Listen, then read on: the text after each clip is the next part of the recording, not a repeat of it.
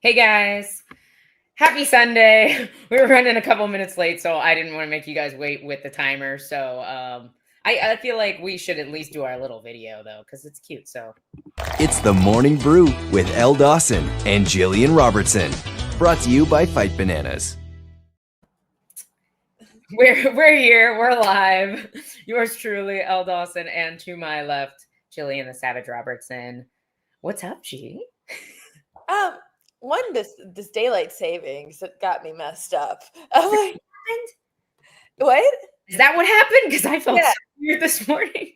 No, I woke up this morning. I was like, why does my clock say 6 o'clock, but it feels like it's 7? It's like bright out like it's 7, but it says 6. I was so thrown off until I saw my the clock on my stove. It didn't change, and I was like, huh, are we in daylight savings? Had me messed up so much this morning.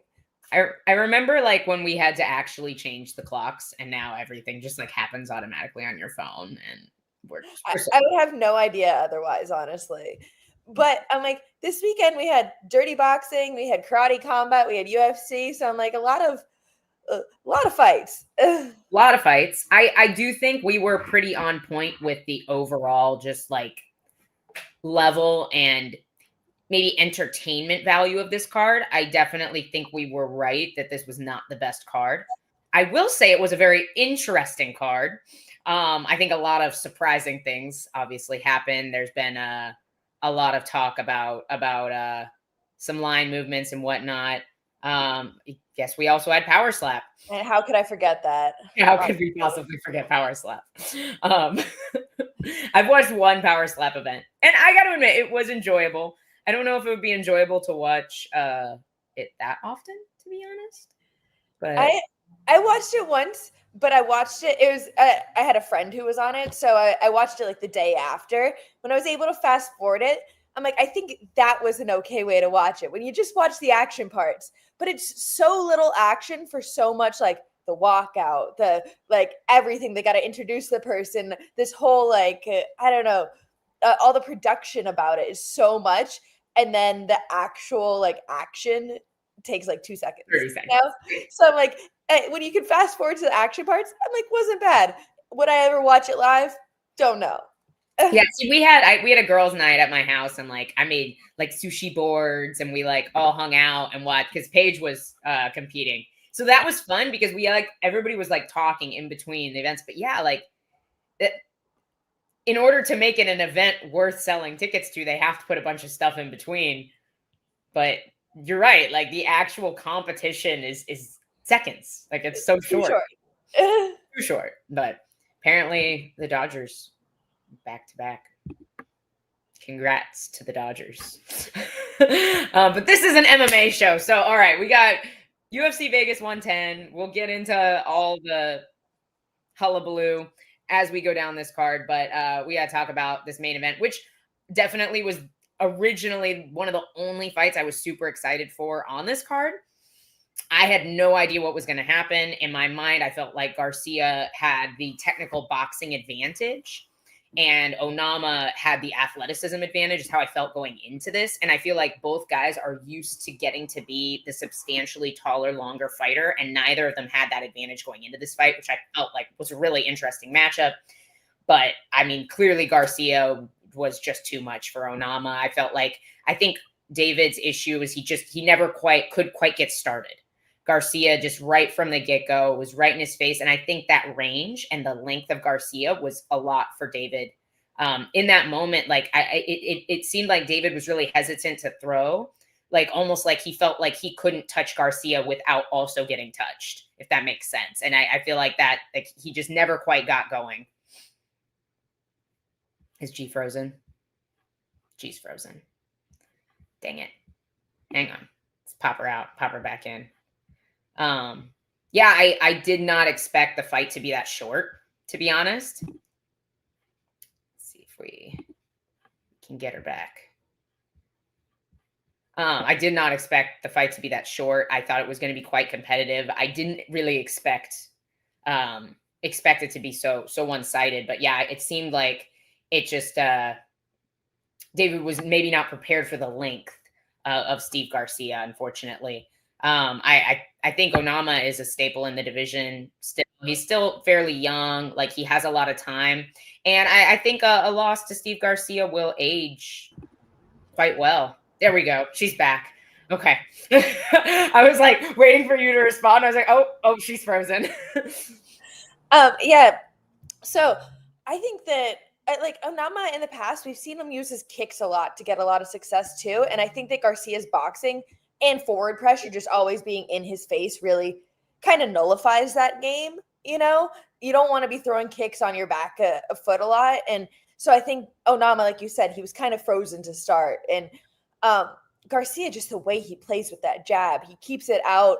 Then I'm like, almost every single combination, he either starts with a jab or a double jab, and then he sees and he waits till he sees his opening. So he like jab and then see the body, then double jab, see the head. He's always picking his shots, always changing up his target. Like after his last fight, honestly, Garcia really caught my attention. I'm like, I think he's going to be an issue. I'm like, every fight, he just looks good. Well, and to be honest, I was kind of going through his resume. Great resume, by the way. I know he was knocked out once, I think, in the UFC at 155, but at featherweight, he's shown a crazy chin. He's fought a lot of guys with power, great strikers, which I understand the UFC wanting to match him up like that. He is absolutely a ticket seller. Always a fun guy to watch. I did notice like there's not really a whole lot of grapplers, like super high level grapplers on his resume, but also if you look at 45 right now, there's just not a whole lot of grapplers. And I feel like the way they may not even have to be super careful matching Garcia up, but we haven't seen him, in a lot of these heavy grappling exchanges anyways, at least not recently. And so I'm interested how they match him up moving forward. I need to pull up the rankings too. I know a lot of people were kind of hating on his call out, but if it happens, it would be a great fight. Called out Max Holloway for the BMF belt. I'm like, that would be just a fan's fight. I'm like, I don't care if it's like a big reach for a call out. I'm like, that would be a phenomenal fight for all of us. Like, I'm into that. I 100% agree. And to be honest, he has the size and length now, because Max is definitely bigger than he was when he was at 45. Like I don't think Max is making 145 again. I think the fight would have to take place at lightweight, but I definitely think Garcia can be competitive there. And he was competitive at lightweight when he first got into the UFC. He dropped a couple at 155, had a couple losses, but I mean, he still was good, Let's see. Even as Garcia versus like Jean Silva or Diego Lopez, I'm like, I'm in for those matchups. I'm saying there's so many good matchups for him at 145. Like, I think Lerone, Murphy, and Movsar obviously are the two, and there's also obviously Aljo. Those are like the handful of guys that I think are just more grappling heavy in their styles that maybe can pose a threat. Lerone Murphy uses his grappling kind of when he's so efficient. Like, I feel like he's good everywhere. He's definitely a very well-rounded fighter, but he definitely has a good grappling background. And I would expect if he were to fight a guy like Garcia, I would expect to see Lerone Murphy be smart and use his grappling. But I don't hate this. I don't hate if we're trying to make things happen. I know I do wonder how they move him in the division. Obviously, David was ranked lower than him, but I mean, Umar was ranked substantially higher than Mario Batista, and they still moved him up in the rankings. And to be honest, I don't really care. Like, I'm fine with that. I thought Mario really impressed me, and Umar looked good and beat him handily, So Steve Garcia steamrolled Onama yesterday. And so, like, if they wanted to move him up to maybe between, 7 and 9, I'm not going to argue that. Put him over Brian Ortega. We're not going to see him fight at 45 again. Stick him in there at 8, if they want to. And then you can make a lot of things happen there. Then you have Yair is number 3, Aljo's number 5, Arnold Allen's number 6. Like, if you want to give him a step up, there's a lot of guys you can put him up there that I think make for a really fun fight. That Arnold Allen fight would be fun too. So yeah. And Arnold Allen, I talk about all the time. He's one of the most underrated guys at 45, and I think everybody forgets about him because he's had a bit of a layoff. But like he's a stud, man. Mm-hmm. No, like you said, I think it's just the inactivity in his career that's kind of makes him doesn't shine as bright.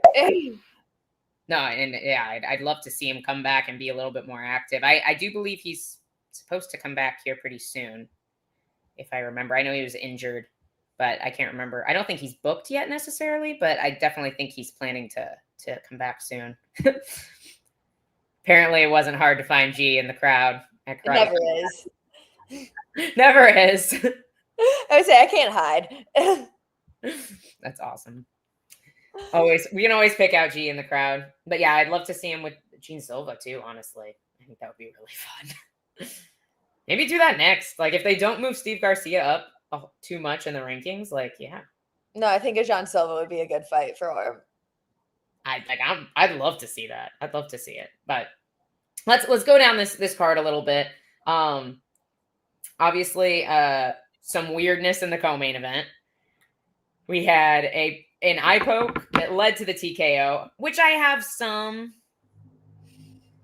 Yeah, we haven't even talked about this yet. I'm sorry. We'll get back to UFC Vegas 110. G has a new opponent. I think a much better opponent. This does way more for you. Obviously, Amanda Lemos is now taking on G at December 13th. So how do you feel about the new matchup? Well, I'm like, this is the girl I initially called out. So I'm like, I'm very comfortable with this matchup. It was the one that I wanted. It was honestly whenever Lucindo and Lemos, it was Lucindo's last fight. And when I was watching that fight, I was like, the winner of this is the one I'm going to call out after I beat Marina. So that's why I called out Amanda versus calling out Lucindo. Got the Lucindo matchup anyway, because I think, Amanda just fought. They were just trying to put something together for me. Just try to find me an opponent. Lucindo said yes. She pulled out this week. Not really sure the reasoning. Got offered a couple opponents, and they were finally able to put it together with Amanda Lemos. I think it's an ideal matchup for me. I think that, all the stars are aligning. I'm like, I asked for it in May. I'm finally getting it. I think that the only other contender really is Tatiana. It's who Mackenzie's talking about, and she looked absolutely terrible against Amanda Lemos. So it's an easy side-by-side comparison of like, well, she looked like this, and I'm going to look like this, so who deserves the title shot? So I think, like you said, it's really a better matchup. Things are aligning better. She's a top 5 opponent. I think this is ideal for me. Yeah, no, I agree. And that's exactly what I said to Grant literally 2 days ago. I was like, literally all G has to do is beat Lemos better than Tatiana did, which I agree with you. It was not Tatiana's best performance. So and we're going to be seeing Jillian in a title shot very, very soon, in my opinion. So super pumped about that. We had to diverge from UFC Vegas 110 to talk about that for sure. But this co-main was weird. It was very weird. My first point is, how did I not know that Ante Delija had 3 nipples? I texted Jillian last night, was like, is that a 3rd nipple? And so she woke up at you're like 6 o'clock this morning and texted me, and you were like, that is the first text I saw today. And I knew exactly who you were talking about because I noticed it last time he fought. I must have forgotten because I feel like there's no way I missed this. No way, right? But no, Waldo did not make Aspinall look bad. Waldo made his own mistakes too. Like, I understand you got poked in the eye, but like an eye poke, while painful and annoying and definitely makes it harder for you to see out of that eye, like, you can't cover up from an eye poke the same way you would cover up from a punch and expect the ref to know what you're doing. So I do have, while I think after the fight was stopped, they handled it how they should have. I do think Waldo Cortez Acosta's body language in the moment is the reason why we had to have this weirdness, if that makes sense. Like, I think you could still like move and be like, hey, ref, I got poked. Like, at least try to stay in the fight there at that moment, I think is the right way to act. Because the way he turned away, I didn't see him get poked. I was like, oh no, he got punched in the face and he's hurt. Like, And then when we saw the replay, you could see the finger graze over. And I definitely think he did get poked in the eye. And then from that point on, I think they handled it properly. But it's still your body language, right? Yes, but I think the issue came more with, I don't know, like the outside, like the commission, I guess, and the doctors. Everybody rushed in the cage when it wasn't over. And that's what I feel like. The ref didn't call the fight. The ref noticed the eye poke and didn't. Oh, you're sure? It looked like the fight was called. Delicia's celebrating. Well, are you sure? The commentator, I just remember the commentator saying several times, like the ref didn't wave off the fight. At no point he waved it off like that. He walked in and he separated them, but he didn't wave off the fight. So there was no communication between him and the commission, essentially. Yeah, I think that there was something between like because I feel like the ref had the right call from the initial. He saw the eye poke or acknowledged that Cortez was holding his eye and stopped the exchange because of that, is what I understood from it. And it was kind of like because instantly, I believe it's Mark Smith, went over to the review official, which I think was Herb Dean, and was like, we need to see the video. It was an eye poke. He like instantly went over there. So I think he knew kind of knew what went on, but it was the coaches and the doctors and everybody just walked in the cage like the fight was over because they just assumed it was. Well, I guess my question is, if he saw the eye poke, why did he wait so long to stop the fight? Like he waited until he was essentially TKO'd. I think it was more that it was when he noticed like him covering his eye specifically. Because whenever I watched it, I picked it up in the same way of like, I watched it knowing the eye poke happened. So I was looking for it kind of, but I saw it in the same way of like, he poked him in the eye. He held his eye. He was trying to stay, I guess, defensively aware, not in the best posture, but still like covered himself up, didn't take a lot of damage. And I think the ref noticed him covering his eye and separated them, and everybody else was like, oh, he won. So it just like poor communication. Yeah, I don't know. Like, even in that situation, do you think it's correct to restart the fight, or should it just be a DQ at that point? I don't know, because on one hand, it's really like, I feel a little bit for Delicia, because you know what it's like when you blow your arms out trying to finish the guy and you win the fight, you get this massive adrenaline dump. It is so hard to get going after that. So on that end of it, I do kind of feel for Delia. Delia, I don't know how you say his name. Somebody correct me in the comments. But I'm so tired of freaking no contests and eye pokes every goddamn week. Like, I feel like we have got to form there has to be a better system than this.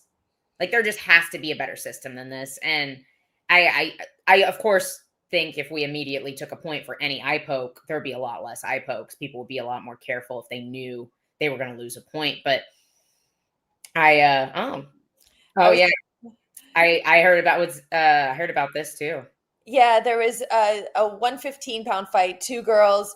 Apparently in karate combat, they have no split decisions. And I'm assuming there was a miscommunication between the ref and the judges and whatever, not knowing the rule set as a whole. So the fight went to a split decision, which is supposed to go to one more round now. So they go to like a final, like sudden death kind of round. Whoever wins the fourth round now wins the whole fight. Yeah. So they were supposed to go to a fourth round. They announced the winner, then said, wait. No, there's supposed to be a fourth round. And then went back and did the fourth round. So it was like they already told the girl that she won the fight, then came back and made her fight her fourth round, which would have completely nullified her 3 rounds previous. So it was essentially a similar kind of situation of like, I think once there's other people in like I said, once the coaches come in, once the doctor's in, once everybody's in the ring, like that, the fight's over. Unless it's the ref and the two fighters, or he brings the doctor in to look at like a cut or something, whatever. I'm like, if there's more than like 4 people in the ring, the fight's over. I don't disagree with that. I will say this is what I saw too. So I saw Mark Smith at first say, I didn't see a poke. So I think Acosta had to tell him that he got poked in the eye. So I do think he was stopping the fight. And maybe DC said he wasn't, but it's not what I saw or heard him say, at least right off the bat. And maybe they were trying to like be like, no, this was the right call and make it not look like the hot mess that it was. But it definitely, this is what I saw. And I have not gone back. I was too busy rewatching other fights that we'll get into later this morning. So I actually did not rewatch this morning, only last night. But I feel like if this was the case, like you said, if they did stop the fight, it probably needed to be either a DQ or a no contest at that point.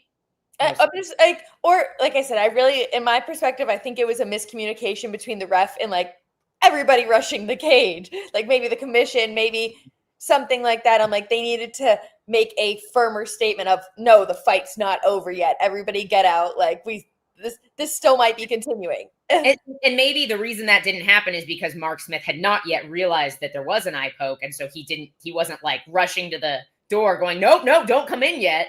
Like, because nobody stopped them either. Like, it wasn't like Mark was like, no, hang on. Like, he was like, oh, you got poked in the eye. Let me go review the tape now. SG has the answer. We make.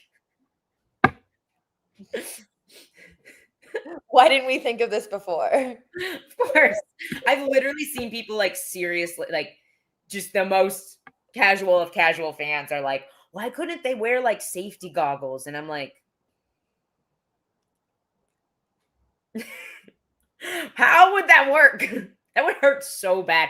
Could you imagine if you like took a knee with like plastic goggles on your face? Oh, that would hurt so bad. Just pressing into your, or like you're trying to like use your head pressure to grapple and there's just, oh my gosh. I will say this. I do think we did not do enough market research with the glove switch to see if it would actually help. I feel like they changed it back too quickly. Like we had 30 years of data with the other gloves and we didn't even have a full year of data with the new gloves. Like, how are we going to compare that? Like, maybe they need a little time to get used to it. Like, I really wish they would have given it a fair shake, you know? I don't think it makes a difference. So I'm like, for me, I'm like, I prefer the old gloves. I think they feel better physically, like just to fight in. I'm like, I like the feeling of them. So I'm happy that they went back to the old gloves, but I'm like, I don't think it makes a difference. I'm like, I could straighten my fingers just as easy in the new gloves as I could the old gloves. They made minimal, if no difference. There are no gloves in BKFC and there are no eye pokes. Yeah, it's because once their hands break, they're stuck in that position for the rest of the day. But it's also a lot of people are more willing to engage in there. They're not pushing off. They're not trying to create distance. They have to stay in each other's faces. So it's like you're going to stay in somebody's face. You have to be ready. You have to be ready. Yeah. Imagine if you opened your hand, like you're eating punches in that time frame. Like you have to be ready to throw. I believe we were talking about it last week, the Jim Miller video where he's like, that means you're trying to disengage. If you're pushing off on somebody, if you have an open hand, it's like, that's why you're trying to disengage from the fight. You're not trying to actually fight them. That's why these eye pokes are coming about. Yeah. This was actually quite funny. Like, Talia literally in media day 2 days prior was like, I've never poked somebody in the eye. The punishment for that should be severe. And it was for him, unfortunately, you know, like he was too gassed to keep fighting at that point. Just 13 seconds later. Yeah, like that adrenaline dump was too much, you know. We will definitely talk about this. I have lots to talk about Timmy Kwamba as well. Wait, that's a different guy. I'm an asshole. This guy did really well.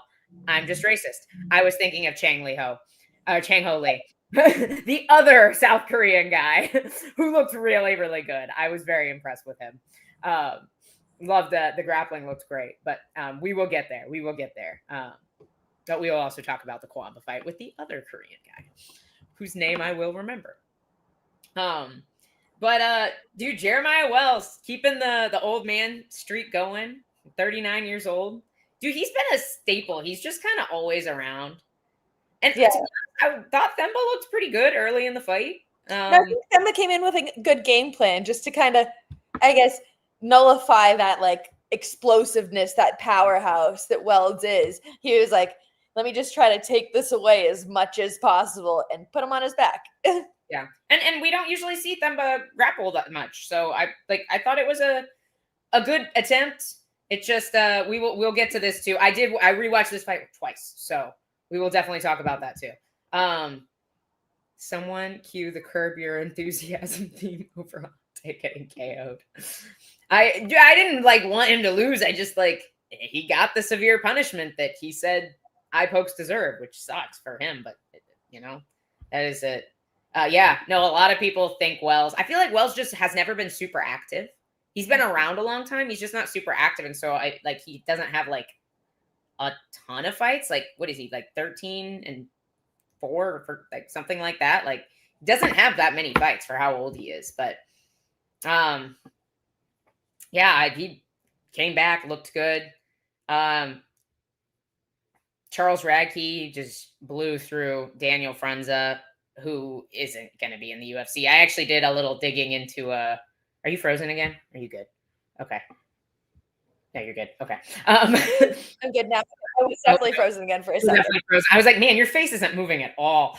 Radke's, all his wins except one are cut from the UFC, other than Frunza at this point. But I definitely think he will also be getting cut from the UFC.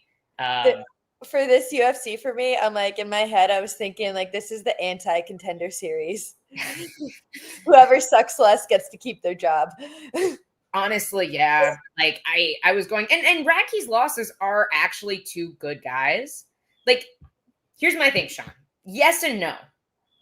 I feel like for the level Frunza is at, Radke should have been able to finish him way earlier in that fight for the level that the UFC is. And Radke is finishing the guys he's beating, but he's beating guys that are cut from the UFC, or Gilbert Urbina, who's 1-3 and pulled out of his last fight that probably would have got him cut from the UFC. So I feel like we're just, it's so hard for me to say if I think Charles Radke can beat anybody decent in the UFC, because his losses are Carlos Prates and Mike Malott, who are both pretty solid guys in that division. And then we see, he's smashing these guys, but maybe I definitely felt like he should have been able to finish him earlier. It wasn't even Frunza was doing anything on the ground. At one point, DC said too, he's Frunza is not going to get a stand up here because he's not doing anything to nullify Radke's damage. He wasn't trying to get up. He wasn't trying to hold on to Radke. At that point, dude, just posture up, drop as many elbow bombs as you want, because this guy's not going anywhere. And I understand too, fighting's scary. I get it. If you have a position, you definitely don't want to lose it. But I feel after that, how dominant the first round was too, I would have expected to see him get the finish a little sooner, personally. I'd like to see him fight somebody in between, because he also has a loss outside the UFC to Austin Hubbard, which I think is interesting. Hubbard's definitely had his ups and downs, but I wouldn't call him a guy that's going to necessarily go is he still, did he get cut again? I think he got cut again. Yeah. And he's a lightweight. So it's just, I'd just like to see Radke fight somebody that isn't either up here or down here. Let's just give him somebody here in the middle so we can see what he actually can do. Yeah. I don't think, I don't know. I thought that would have with a lot of people last night. Anybody who looked good, it was because their opponent looked absolutely terrible. Last night, I think there was a very big discrepancy. And Radke was one of them where I'm I think he looked good, but it was also just as much his opponent looked absolutely terrible last night. So I'm I think he was one of the fights that I was this is one of the better fights of the night. Definitely. I'm it was, he was doing damage. He was trying to mix it up MMA. Like I said, probably could have got the finish sooner, but I don't think it was a bad performance as a whole for him. Definitely needs that little step up instead of a jump to Malott or Prates, the middle ground. Yeah, that's all I want to see. I feel I can't actually give a proper gauge of where Radke is at in the UFC because we haven't seen it. And so I'm interested to see if they give him somebody middle of the road. I honestly, I don't have a name in mind. I'm just, yeah, I'd like to see somebody in that middle section of the weight class. Dude, I'm so gutted for Cody. He was looking so good until he wasn't. That just got clipped with that elbow, and he was hurt pretty bad. I don't think he would have taken that like bad of a shot if he didn't get hurt with the elbow, and that's what the choke. But he was looking awesome. And dude, Cody Durden has not had a full camp in like a million years. Like, can we just get this guy? Like, he takes every short notice opportunity at flyweight that the UFC possibly needs. I just scrap every single time. Every time. And he looked really good. And Nascimento is massive. He, like, DC was interviewing him afterwards. He's as tall as DC. How is this guy a flyweight? He's enormous. To be fair, DC's not that tall, I don't think. But dude, Nascimento looked thick too. Like, so big. But yeah, no, I every Cody Durden fight, honestly, looking at the card, obviously was hyped for the main event. The only other fight looking at the card that I was like, okay, this is one I'm interested in, was Cody Durden, specifically because I knew he just is going to bring a fight. He's going to be there. Like it doesn't matter if it's 2 weeks notice. It doesn't matter if it's 1 week's notice. Cody Durden shows up. He was looking so good in the first round. I was really like cheering for him, and then just got cut and went downhill fast with that anaconda. Yeah. And honestly, I thought he was winning the second round too. Like, we were like almost 3 minutes into the second round before he got clipped. And I was like, oh, he's going to steamroll this guy. Like, he's just going to keep pressuring. Like, and dude, Cody has a gas tank for days. So I'm gutted for him. I thought he looked great. I hope they really take care of him after that. Like he did them a favor. It was like a week's notice. I don't know why there's some people like that with the UFC. They do so many favors for them, and it's just like they seem to be that guy for them. I'm like, just throw him a bone every once in a while, please. Please. And he's such a nice guy. I love Cody. Like, he's the best dude. So UFC, hear our plea. Dude, I think we're just gonna go down the whole card and we'll hit all the weird stuff that happened as we get there. But Billy Elikana, that dude was out. Had the arm, refs looking at the wrong side. Like, at least look at the side that the arm is on so you can see if they're tapping. Poor guy's like tapping was out for like 10 seconds. I feel like Billy threw like, I don't know, 2 strikes the whole fight. He was throwing leg kicks or the short hook coming forward, and then finally got the short hook coming forward from a southpaw stance, like be an open stance. I'm like, it was just an ideal shot, and then hopped on the rear naked choke right after that. And you said, dude tapped like 20 times. Like, poor guy. I feel for him. Like, I was like, ref, you're looking at the wrong side. Maybe he could see his face, and he felt like, but like, yeah, at least look for a hand. I think probably thought they were both tucked up underneath, but yeah, I felt bad for the guy. But yeah, I mean, Elikana looked great. There's really, not a lot of notes. There's a lot of interesting things happened. I feel like there's not a lot to like analyze on this card necessarily. I will say Timmy Kawamba looked great. I would like to point out, and I know I said I was going to stop going in on Balaji Oki, but last time we talked about Balaji Oki, I was like, man, everybody he's beat in the UFC has been a 45er coming up to 55 on short notice. No, Timmy Kawamba was a 35er coming up to 55 on short notice because he was a featherweight before he got into the UFC. Kawamba was, but clearly he's found where he needs to be at 35 because I feel like Lee, had a lot of hype, good record. People are loving the South Koreans right now. They've got some good young like prospects in the UFC right now.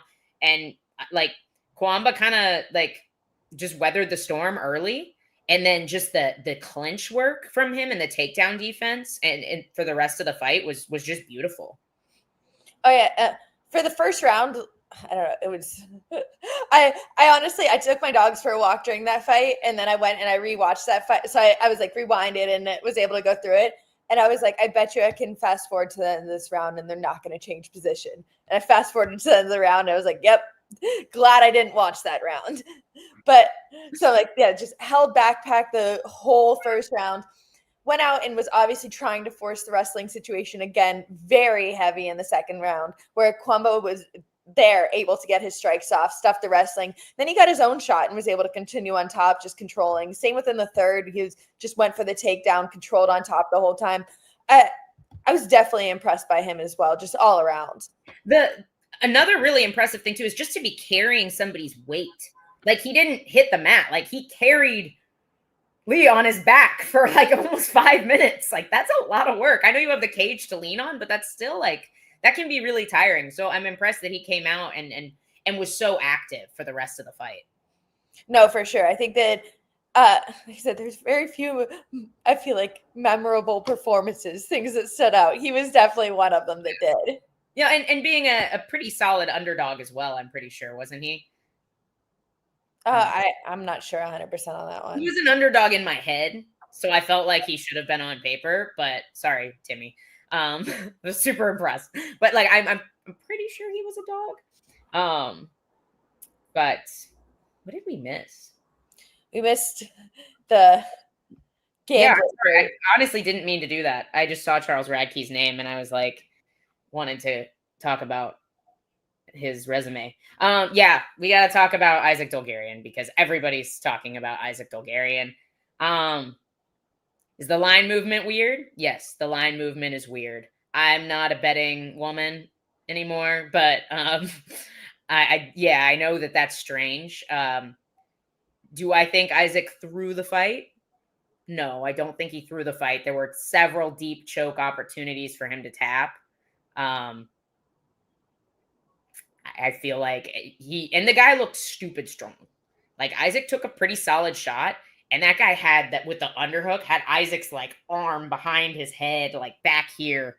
Like, he looked stupid strong. I think if anything, maybe somebody knew something and put a bunch of money on his opponent and then DraftKings pulled the bet. I think if anything, DraftKings was doing something shady because they didn't want to lose money, maybe. I'm not sure.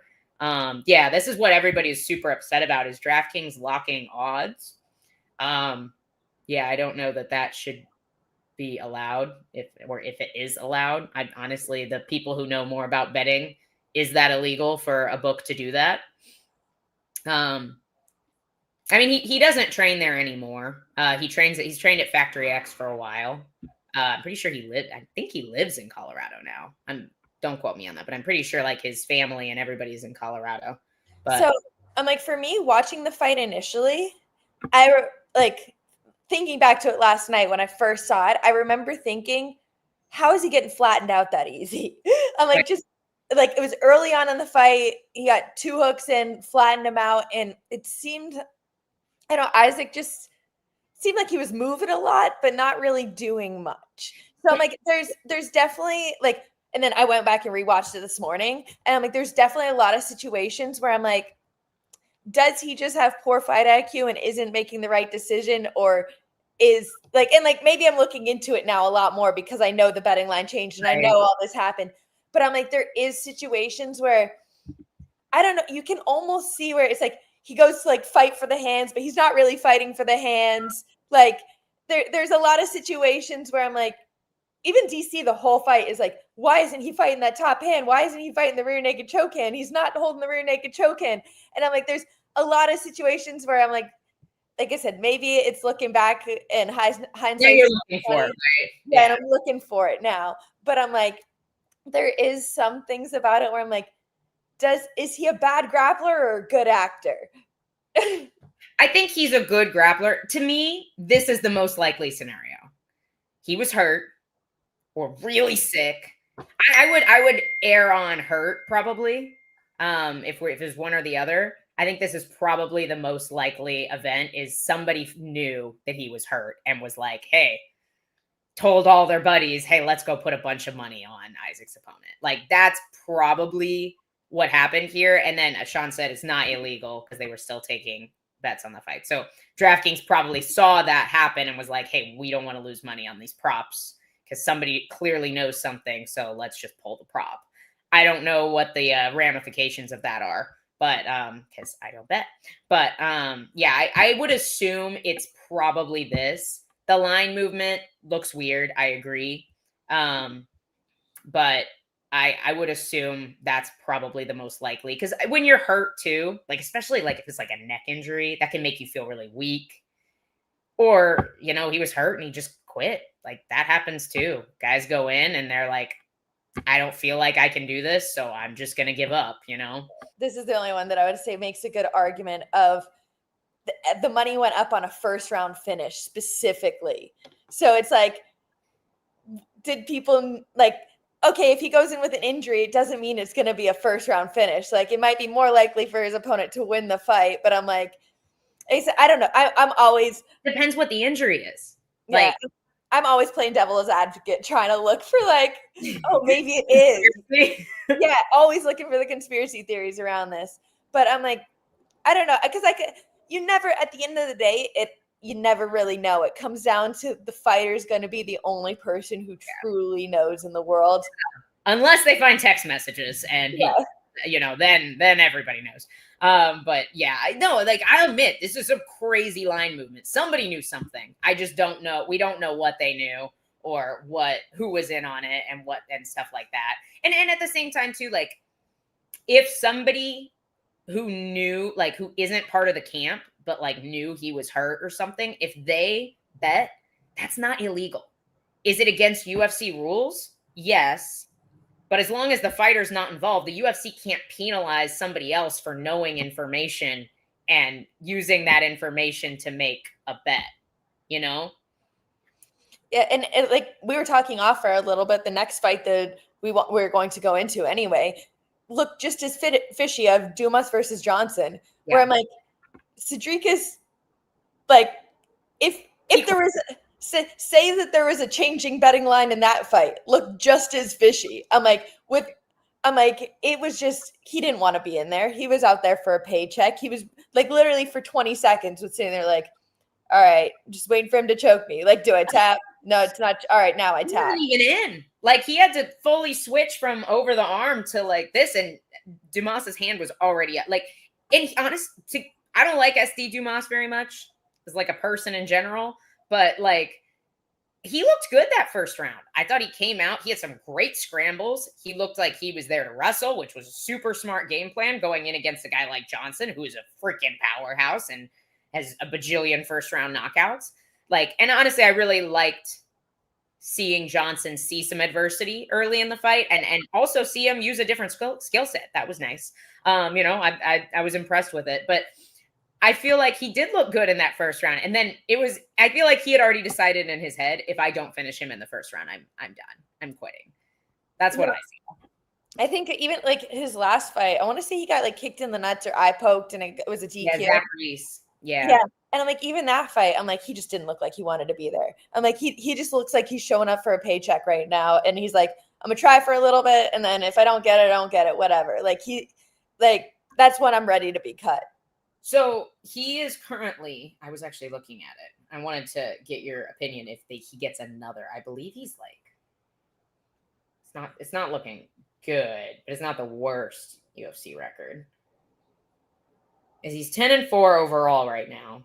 He's 3-4 in the UFC now with a no contest as well. So 3-4-1. I'm surprised he has that many fights, honestly. I'm like, I don't, like I said, I think the last two fights, he's looked like he's just showed up, like doesn't even want to be there. I feel like Johnson, while he looked good, still looks very like almost regional level, like high level, regional level. He doesn't quite look like UFC level yet. I'm like, I don't know. I just think that, like I said, I'm ready for him to be cut. I'm ready for that one. Like, there's other people who deserve this, who want it, who actually want to be there. That's the thing. You don't even want this. This is one of the biggest opportunities of your life, and you're going out there and just throwing it away like it's nothing. Like, and just the amount of like fights he's had to pull out of, the legal issues. Like, I'm with you. I'm ready for this storyline to end. But yeah, I'm on board. But yeah, like you said, that looked just as fishy. The Ketlin got robbed comment. I can't remember who said that. I'm not going to scroll that far back in the comment section. I did rewatch it twice. Did I score the second round for Ketlin? Yes. Was it close enough that I could see people scoring it for Norma? Also, yes. Ketlin 100% won the first. I thought Norma 100% won the third. The round in question is the second round. Norma was winning the round, like first 3.5 minutes of it, but she never landed anything super damaging. Like there's no blood, no mouse around somebody's eye, like zero damage, but she was definitely winning the striking. She had some like nice hard leg kicks that had like a little crack to them, And then Ketlin got the takedown and had 1.5 minutes of control time, but no super significant damaging strikes and no significant submission attempts. So it's very difficult to compare the first half of the fight to the second half of the fight. I also think there's something to be said for scoring when you finish the round on your back. You can kind of assume that you weren't going to get up should the round have continued. I definitely think that looks worse than if you were on your back for the first half of the round and then got up and won the second half. No, and it is so much of the second half of the round just typically does stick in the judge's mind more. That is what they saw, like most recent, like 5 minutes can seem like a long time when you're either in it or sitting there judging. So I'm like, when you're sitting watching it and you just see the last 1.5 minutes is going to be sticking in your head a lot heavier than the first 1.5 minutes of the fight. Yeah. So in that reasoning, I can understand. Honestly, I don't know how you watched it 3 times. I'm like, I had to watch it 3 times because I got bored the first 2 times. I'm like, I could hardly get through it the first time. But yeah, I think, I don't know. I can understand why I went one way. I would have definitely given it the other way. Either way, I'm like, there's not much hope for the 35ers right now. I'll just leave it at that, man. I'm like, what happens? Well, say either Amanda wins or they both, Kayla and Amanda both retire. Kayla wins and she retires. I'm like, either scenario, what happens with the 135ers? Yana's making that title run. Let's go, Yana. She's the only hope, man, because I'm like, these girls, there's hope it's going to be a rough title. It'll take some time because she needs time to develop. Like, she only has 6 UFC or 6 MMA fights, but like, I do think Bia will eventually have a good place there in the division, but she needs time. Obviously, she just made her debut.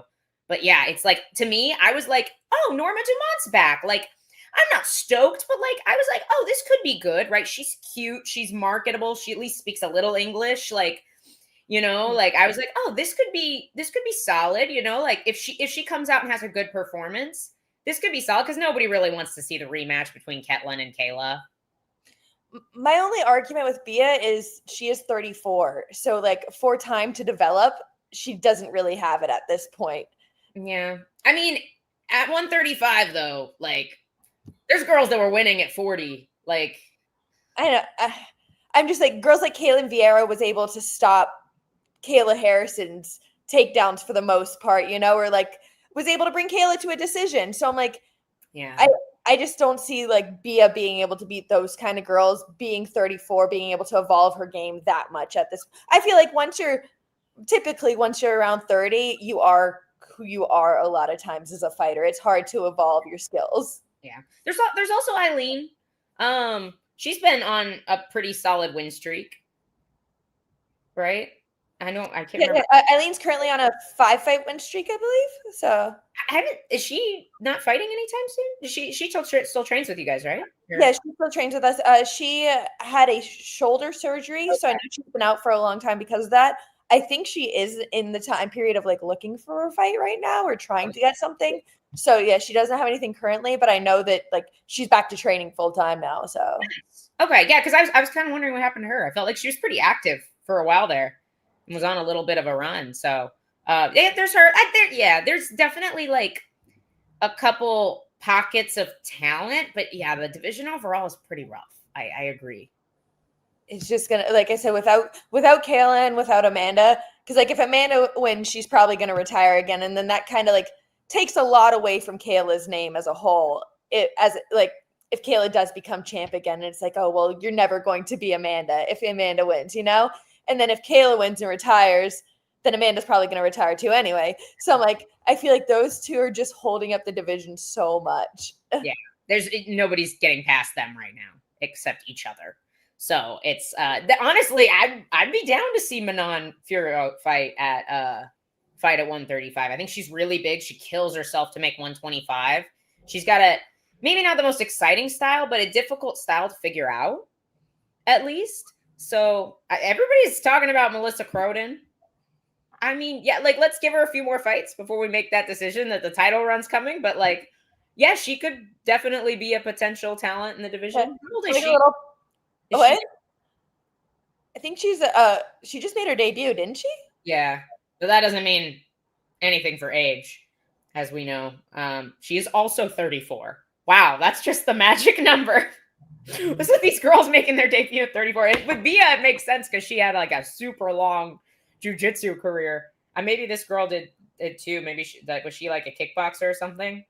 I honestly don't know very much about her other than her debut. Man, quick turnaround though. She's on the same card as you. Oh wow, got a lot of Canadians on that card then, because it's me, Jamie Lynn Horth, and her now. I like Jamie Lynn. I'm like, I wouldn't be mad at this, honestly. Cut the 35 division, bring in the atom weights. That's what we need. Do it. Here's the problem, though. There's no atom weights anymore. Like, I feel like there was a time where the UFC could have done this, and if they had done it at the time, it would have grown the atom weight division. Like, there was a point where Invicta 105ers were just on fire. It was like Jin Yu Fry was the champ. They had so many girls. Everybody was a freaking beast. And then as soon as that happened and the UFC still didn't sign the division, I feel like all the 105ers did like one of two things. They either realized that they were never going to make money doing this, and they were like, they retired or got a full-time job or had a baby, or they went up to 115 to try their hand, and most of them just weren't big enough. And so they do okay. Like Jin Yu Fry did okay in the UFC. She's just not big enough to be a really competitive strawweight, you know? But like that being said, I think a lot of the 115ers in the UFC would then move down to 105, you know? I think there is a lot of girls who probably are in that like kind of in between, or like even like obviously I fought Michelle Watterson. She used to be Invicta's 105 champ. I'm like, there's a lot of girls who probably could fight. Tisha Torres, I know for a fact, could be a 105er. I mean, there's a lot of girls like Tabitha Ritchie. She's tiny. I'm like, all these girls could be 105ers, but are kind of forced into the 15 division. I think there's a few, but I don't think it's enough for a competitive. I think we'd run into the same thing as 135 because so many because I have struggled to find a fight for 3 years, guys. Like, yeah, the atom weights in one are not atom weights. They're making 115. A lot, like there are some of them that are true atom weights. They can still make 105, but a lot of them cannot. And quite frankly, I guess to argue against it, I'm like, we need talent at 115 too. So I'm like, it probably doesn't division. Yeah, I'm like, it's not currently. I'm like, we don't have the most talented division. I don't know. A lot of the women's divisions aren't strong right now, honestly. I'm like, yeah, it's a bad season for women's divisions currently. So I'm like, it probably doesn't help to have, and it probably does help to have a lot of the 105 talent at 115 to try to condense it a little bit more, get a little bit more talent in there. No, I agree. And I think like you see it, like Hayani Dos Santos, I think is a talented 105er. I don't think she's big enough for her fighting style, because her fighting style just isn't conducive to her winning fights at 115 because she's not big enough. Mm-hmm. You know, like she just doesn't have that. Guys, calm down. Calm down. It was like, Elle, fight Stan Fairtex. Like somebody earlier said Dana White's Contender Series is going to become the only way to get in the UFC. I am so for this.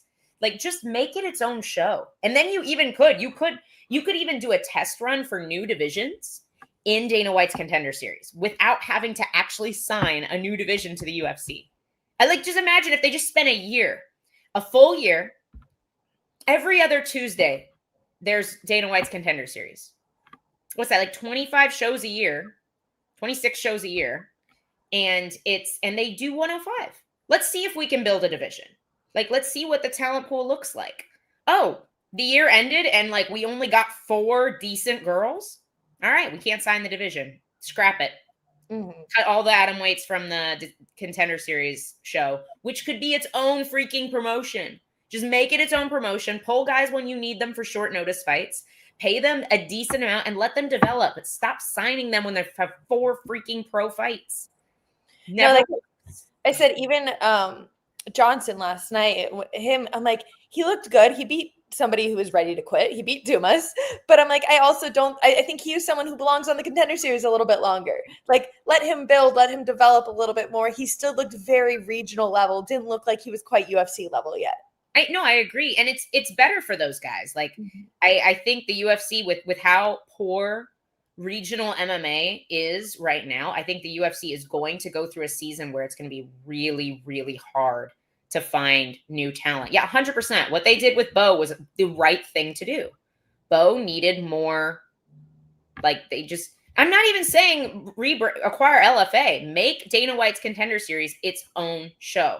LFA needs to still exist. We still need regional MMA to get people to the Contender Series show, and then make the Contender Series show the bridge, because right now we don't have enough LFA shows to bridge the gap between low-level regional MMA and the UFC, which is why people are getting in too soon.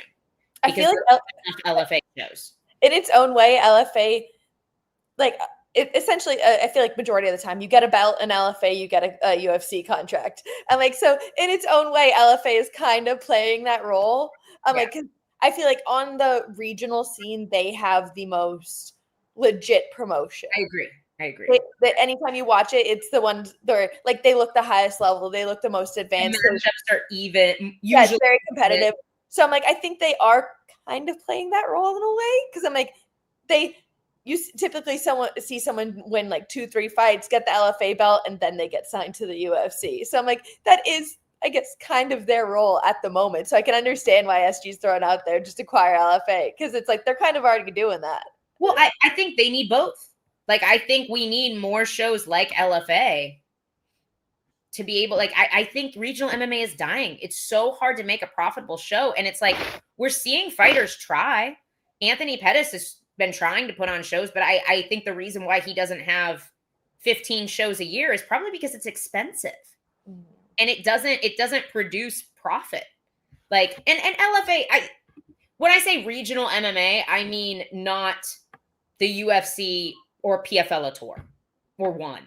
Like Cage Warriors, I would consider regional. It's high level regional MMA, but it's still not on the same level as, like, it's not going to be on a major TV network, you know? So it's like, there are definitely shows. I'm not saying the shows don't exist. I'm saying they're not producing the same level of talent that they were 10 years ago. And that's even 5 years ago. Even a show like Cage Fury, sometimes I feel like a lot of shows in general, I'm like, I want to say Cage Warriors does this, Cage Fury does this.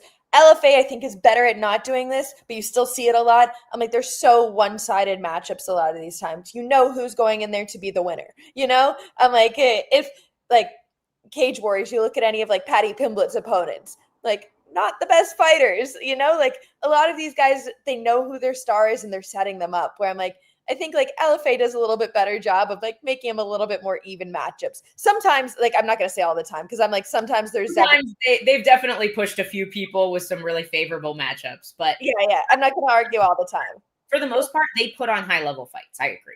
Yeah. But yeah, that's what I'm saying. Like, we need more shows like that. Yes, I did call it PFL Tour. That's what I call it since the merger.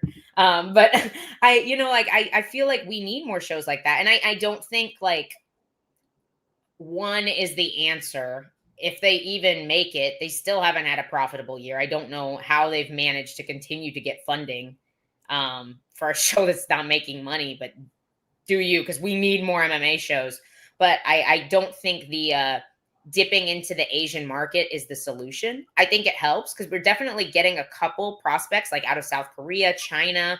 We've gotten a handful of good fighters, but it's not enough because especially in America, there are so many fighters outside the UFC that have great records. And I know I use him as an example all the time, but Dakota Bush has a phenomenal record. He is a high-level fighter. He is at a level where he would do well in the UFC. But he is not getting signed because he can't get any freaking fights outside the UFC.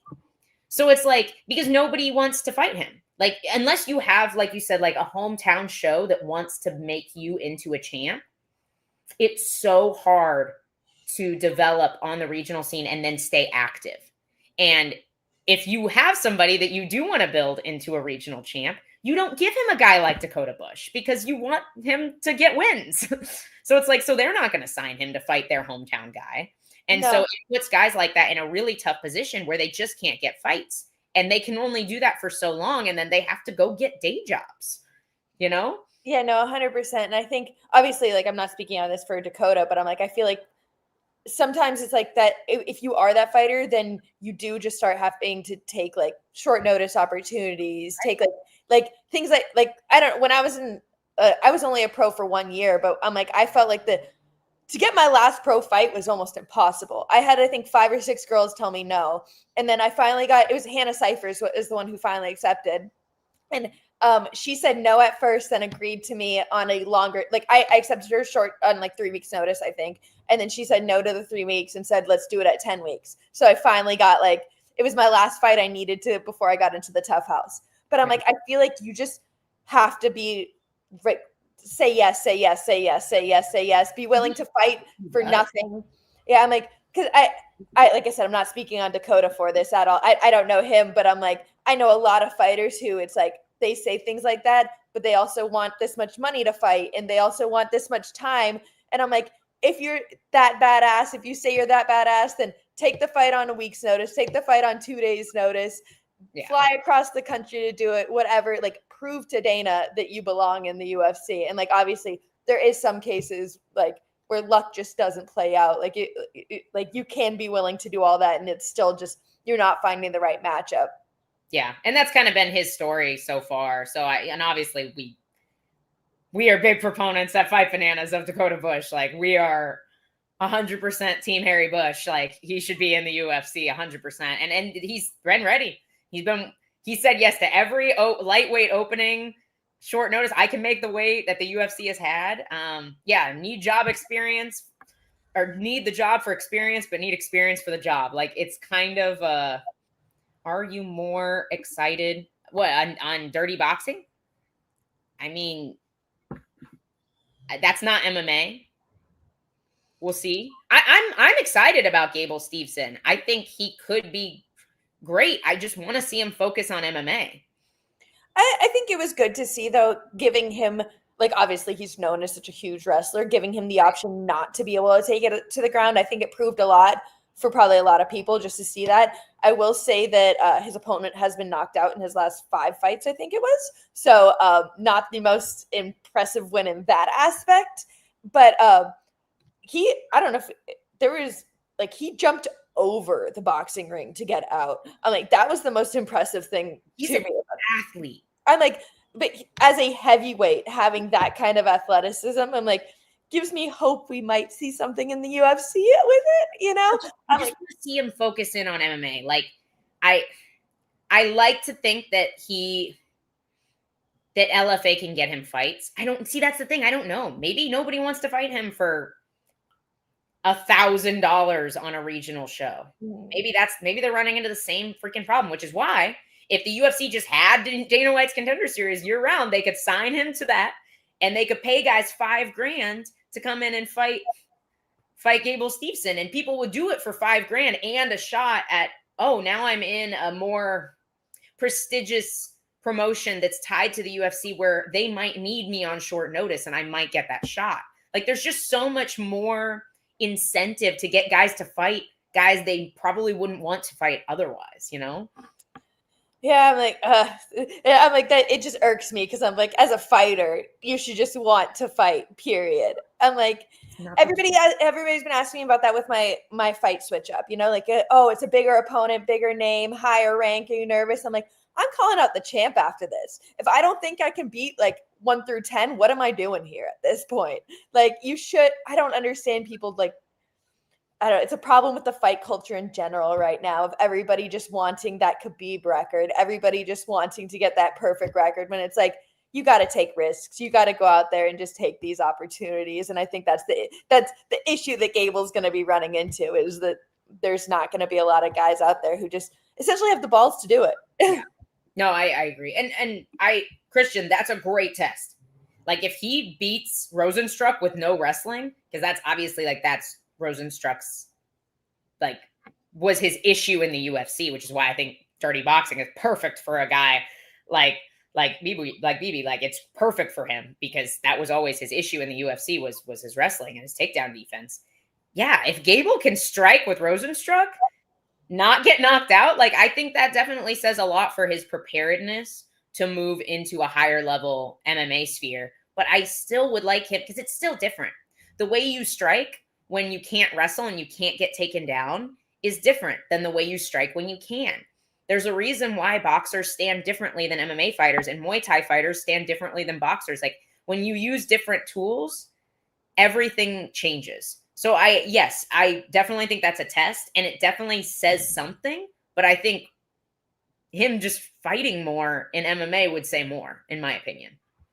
Yeah. And yeah, like you said, I think him fighting in MMA and maybe just not, or mixing in his wrestling with his striking more, being able to utilize that, maybe like faking shots to striking, showing it in that way. Because I think with his LFA performance, everybody was kind of like, okay, he went out there, took him down and ground and pounded. What did we expect? That was going to happen. Like if he was able to display his skills as an MMA fighter, I think a little bit better in that fight would have like given us a little bit more. And I think, like I said, I guess that's the aspect people are happy with about dirty boxing. We got to see him on the feet. But like you said, it's a completely different sport. So it's kind of, if he can force himself to keep it on the feet and do like play that game a little bit more in an MMA fight, then it's like we get to see what we've all been waiting for. Yeah, no, 100%. That's all I want. I just want to see him back in the cage. Like I think that's what would make me excited about him coming into heavyweight division as the possible reincarnation of Cain Velasquez, because that's my boy at heavyweight. We love Cain. We didn't really get through the rest of the card, which is fine, to be honest. Phil Rowe got held down for 3 rounds. What else is new? Ko looked really good. He fought Phil Rowe how everybody should fight Phil Rowe because he has had the same issue in almost every single fight.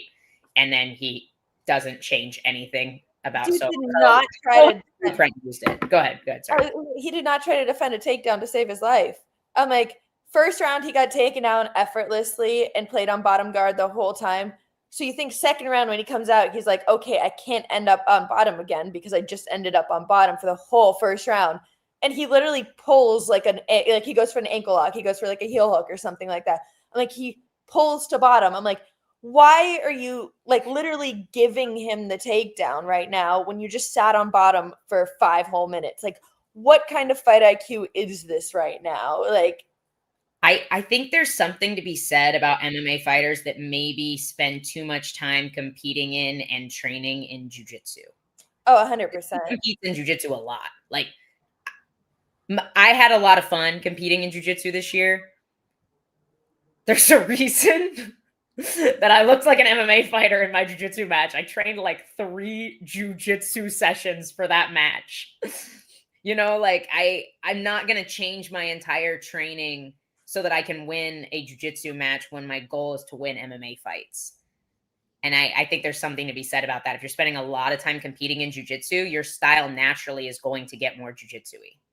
I'm just like, at what point are you like, after a first round? Oh no, we lost G. She's frozen again. Come back, G. I was ready to hear her response. Man, MMA is hard. MMA is hard, dude.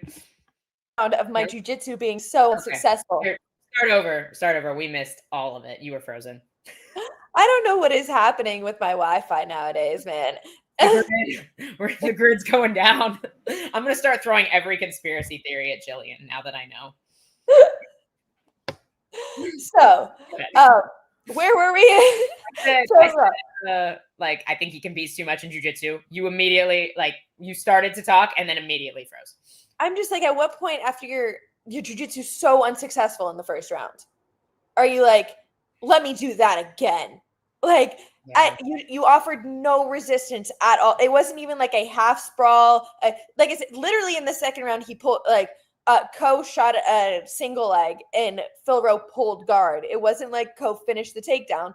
Rowe gave it to him. I'm like, there was no at least all right, let me try to stop this. Because I can understand, like you said, from jiu-jitsu players getting too comfortable on bottom. Like, it was a huge issue for me when I first got into the UFC. I feel like I was a jiu-jitsu girl. Now I'm an MMA fighter. Right. Where I'm like, I understand why a jiu-jitsu person could get stuck on bottom, but like, why would you put yourself there so willingly? Yeah. Again, after it went so poorly the first time. Yeah. I agree. And that's like, I wouldn't have expected the fight to go differently, to be honest. I'd like to see Ko again, though. I thought he took the path of least resistance to victory. Like, he did exactly what he should have. Like, obviously, it's like you said earlier, there were a lot of maybe mismatches on this card, and that for me was definitely one of them. But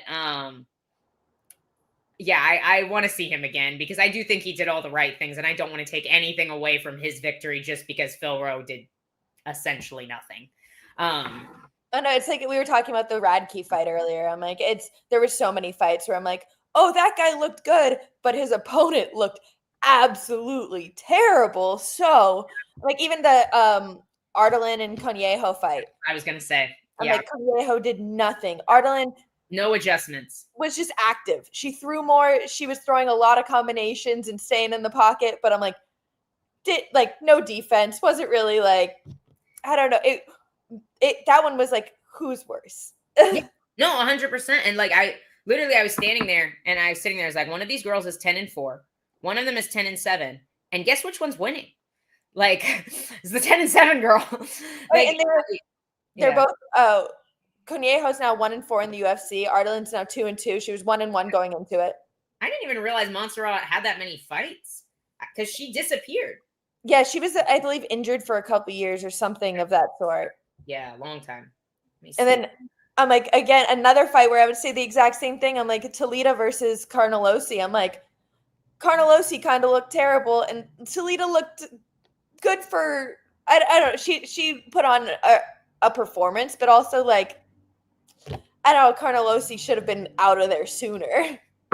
I do agree. I will point out, I think Carnelossi is one of those girls that's just got freak strength. And you did kind of see it where Toledo was like, I usually get this takedown. Oh, shoot, I usually get this takedown. You know, she did look super strong. And Toledo definitely did enough. I know they were kind of talking about, oh, she's fighting like to get a new contract, essentially, which I was kind of surprised. I feel like strawweight, where the division needs girls, and you have a girl that at least has a decent UFC record. Like, I was surprised they didn't renegotiate her contract beforehand, but I know she also hasn't necessarily always delivered. But I thought she almost started every round looking a little rough, and then would just like, she would find her moment. And then as soon as she found her moment, she looked great. Like, but it definitely took her a little bit to get going, I think. No, I guess I can understand that from the UFC. Like, Toledo had her fight with like Rayanne Dos Santos, where I'm like, I thought Rayanne won. Her second fight, she lost. Her third fight, she had a win against Vanessa Demopoulos, which I'm like, not necessarily the highest, like the best win there. So I'm like, I can see why she would be in that position, essentially. I'm like, 3-1. Or I guess she was 2-1 before that. Yeah. I get what you're saying, yeah. So I'm like, I guess I can see why she would be in that position, because even like one of the wins was questionable. The other win wasn't great. So, but like, I don't know, just in general, I'm like, it just lived up to what I thought the card was going to be. It was another one of those fights where I was just like, this, like the second we got through that fight, I was like, this is going to be it for the rest of the night, isn't it? Like, we're going to have to, it's going to be painful watching these fights. Like, I was yawning early last night. Yeah, no, the prelims were pretty rough at the start. I will admit. I will say at least it was entertaining online with everything. Somebody said that apparently people are getting refunds. Yeah, that's what I saw online. A couple different, I guess, sports betting websites posting things about that they're refunding on that fight. I believe this is true. Believe that very much. I would not question that for a second. Yes, I have a dietitian. I ain't doing that work by myself. People always ask me, they're like, oh, you eat this, or why do you eat this? I'm like, I have no idea. I text my dietitian, she tells me what to do, and I say, okay. Okay, I'll do that. Yep, that's what we have Eric for. I don't know the reasoning behind it, but I'll do it. Yeah, I just tell me what to do. I used to do my own. I used to really like nutrition, but it's just like the brain space to like do that in addition to everything else that I need to do in camp. Like I don't want to do that.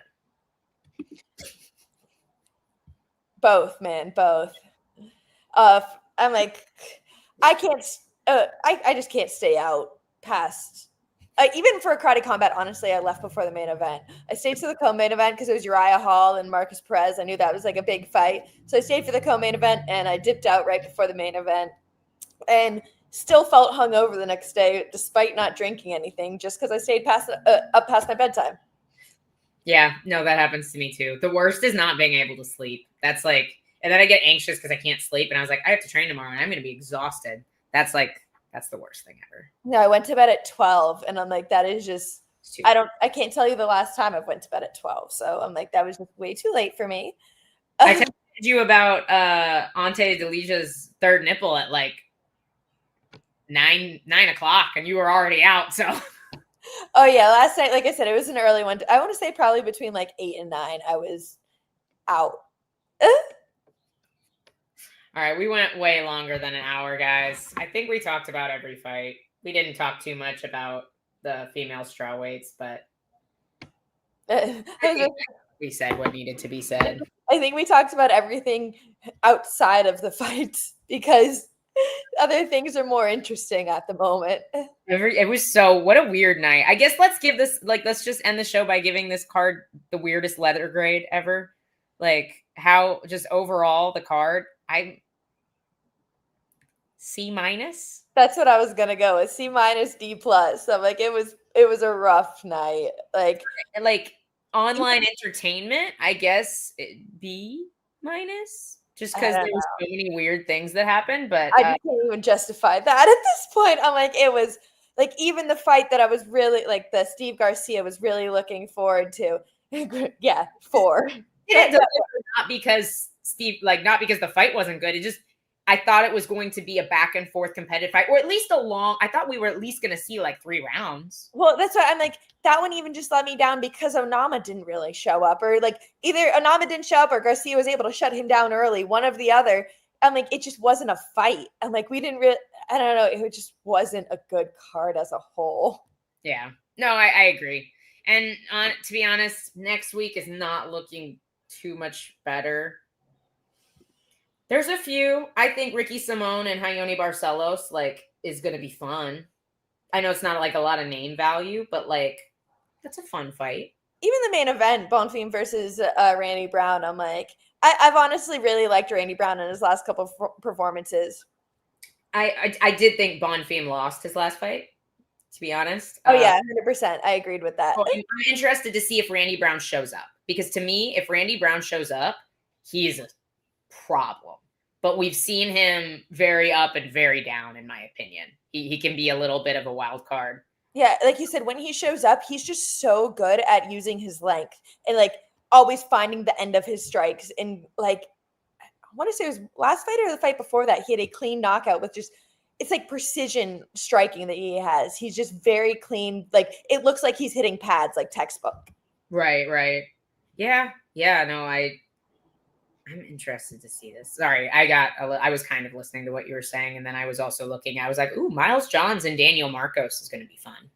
Adrian Yanez versus Christian Quinones isn't a bad fight either. Yeah. I saw Hyder Emil was on there. I was like, oh, he's fighting Jamal Emmers, and it's not like a bad matchup. It's just like, huh. I feel like there is some Daniel Marcos and Miles Johns. Mayra Buenasilva and Jacqueline Calvacante. Jacqueline Calvacante has been really impressing me her last couple performances. I think she's found something special and been putting it together too. Yeah, no, I agree. There's definitely, I know there's some fights on here that aren't showing up on Google, but I'm too lazy to get on ESPN, and we've been going way too long. This is the longest show that I think we might have ever done. Did you see the person No, this was hilarious. Nina's like, all right, Dana's here, guys. Be nice in the chat. And the first question is, why do the next 2 cards suck? Yeah, I saw that. He's like, Dana like instantly tried to defend it. He was like, "Shut up! The cards haven't even happened yet. You guys don't know." And I was like, "Come on, Dana. One card has sucked, Dana. I'm sorry. Let's be honest now." But maybe this week we'll deliver a little bit more. I have more hope for next week because I just think there's more exciting fighters on the card. Where this week I'm like, literally looking at the card this week, I'm like, there was 2 names I was looking at, and that was Durden and Garcia. I'm like, next week, I'm like, there's a couple names where I'm like, okay, he brings an exciting fight. She does too. I'm like, there's a little bit more of like fighters that will bring a little bit more fire, a little bit excitement. Where I'm like, this week, I'm like, I knew it was going to be exactly what it was. Right. And it brings us 1 week closer to MSG, which is going to be amazing. So we can hold out a little bit longer for Madison Square Garden. All right, guys, we're done. We're leaving.